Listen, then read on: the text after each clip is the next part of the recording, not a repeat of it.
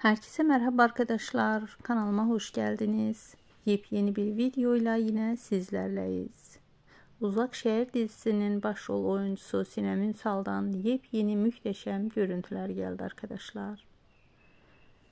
Başarısıyla Uzak Şehir dizisinde Alya karakterine can veren Sinem Ünsal'ın yepyeni görüntüleri herkesi hayran bırakmaya devam ediyor. Başarısı ve karizmasıyla göz dolduran Sinem Ünsal'ın yeni projelerinden ve yeni haberler, özel hayatından olan yeni görüntüleri sizler için kanalımda paylaşıyorum. Kanalımızı izlemede kalın. İyi seyirler, hoşça kalın.